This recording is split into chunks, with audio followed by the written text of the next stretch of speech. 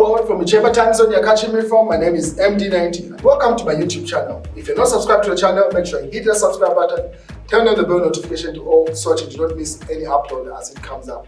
And if you're new to the channel or you've been here for a while, the easiest way for you to move around or to navigate the channel is to head to the playlist. You'll find videos curated for you based on your interest in that. And if you're already subscribed to the channel, make sure you consider becoming a member of the channel. So on the subscribe button, you see a join button there.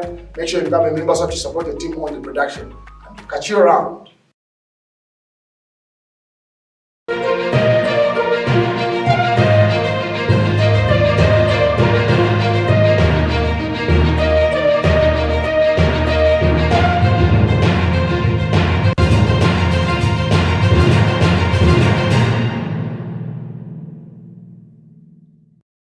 Well, Edgar Lungu and the UKA Alliance have been making the news the past couple of days for all the wrong reasons.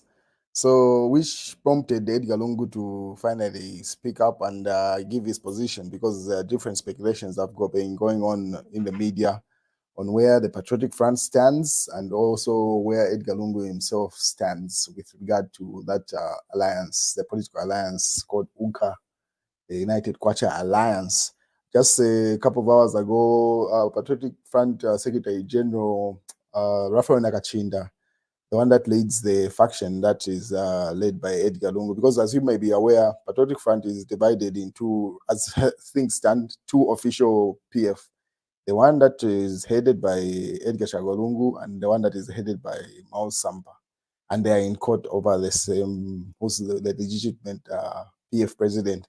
And then also there's also that faction that broke away from Mao Sampa, which makes it the third.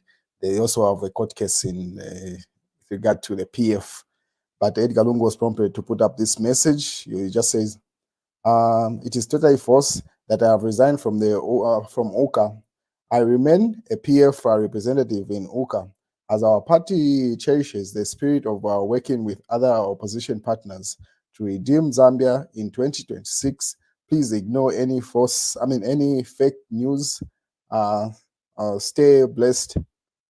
So that's the Edgar Lungu's statement. He was prompted to clarify, to say, no, as things stand, he himself is still part of that United Kwacha Alliance, and he's the official PF representative in that particular alliance, which Mao Sampa said he's not part of. So Edgar Lungu is still part of that alliance. Just a couple of hours ago, Lucky Murusa resigned from it as a Secretary General of that alliance. And also should be Sean Tembo was expelled. It's alleged they almost fought even with Calabar. He made some allegations. I'm going to show you the headlines as this podcast goes on. But what is Munia Zulu Lumezi, Member of Parliament, also weighed in. It was his way of jabbing at the political alliances. So our silence on the happenings in the many alliances being formed outside Parliament is strategic, meaning, so our silence means the members of Parliament. We know of people claiming leadership when they have no known followers. Very soon, majority members of Parliament will speak out to Tuntembas must relax, give chance to wholesale traders have a way. So pretty much trying to say most of the people that are in these political alliances do not even represent any demographic constituency. It's literally an individual saying, no, I'm a political party leader, no, I represent this party. So he says most of the members of Parliament actually have a huge following than those presidents that are in some of these alliances. So he says most of the MPs are going to give an official statement where they stand, and where most of the constituencies they represent are going to place their support on. That's and as you can see, he's seated next to Toto Akafwaya there as they were flying somewhere. So that's a statement coming from Munia Zulu. What is Mao Sampa posted? The role of opposition MPs were expounded by Honorable Jean Chisenga of Mambilima constituency, Kuluapula. So that's the lady that you see in red there. Even Munia Zulu also shared a picture with us. Our task is the revolutionary vanguard. With regards to him being a young representative in parliament, same thing with Jean Chisenga. These are some of the youngest MPs that we have in parliament. Bunia Jean Chisenga, the Mkana MP, first for the Binwa Mpundu, and then also the Nalolo MP, the one that is on the party for Hamdudu Hive. Those are some of the youngest MPs that we have in parliament. So, and most of them are independent, if not PF. Aside from the Nalolo member of parliament, most of them are independent. What is in other news? This was reported by Phoenix AFM radio station and other platforms I'm going to show you. So ECZ backs President Hichilema Score to amend Article 52 of the Election Act. So it says the Electoral Commission of Zambia, ECZ, says it has noted the need to make amendments to the entire Article 52 of the Electoral Act, citing various gaps and lacunas to the law as observed by President Hakainde Hichilema, speaking during an orientation of the Electoral Reform Technical Committee on the provincial stakeholders engagement meeting scheduled for 30th September in Lusaka today. ECZ chairperson Mwangala Zilome says the current form of the law is subject to a lot of abuse. Ms. Zalomes, however, observes that public debate has so much been on Article 52, subsection 6, when it is the entire law that needs to undergo amendments. So that's a statement coming from the Electoral Commission of Zambia there. So that's the meeting that they had a couple of hours ago, which made the Patriotic Front comment say ECZ has no powers or mandate to set up body to review the law. So it says that's beyond their pay grade. Emmanuel Mwamba also weighs in to say Mwangala Zilome is being the chairperson for the ECZ, set up an illegal body.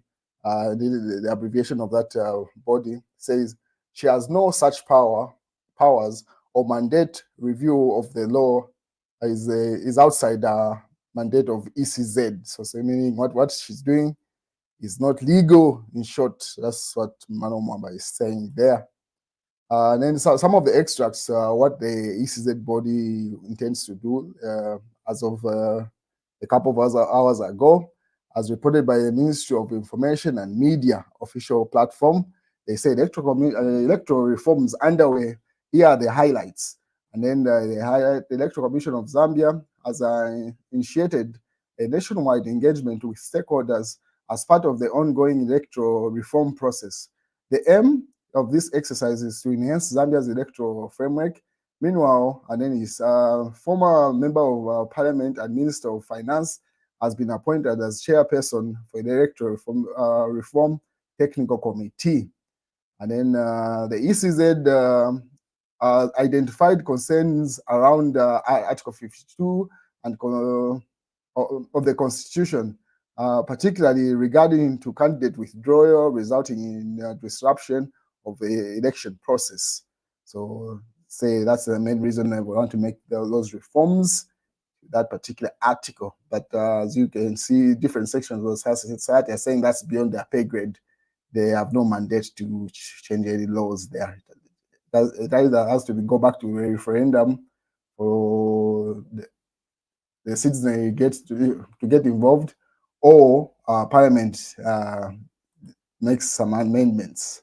What is Adik Banda? That's Banda, Hilux, not part of the indictment. So state witness tells court that the Toyota Hilux F7734 donated to Archbishop Adik Banda, not part of the indictment. So it seems like that vehicle is still a conversation in court as those court proceedings continue.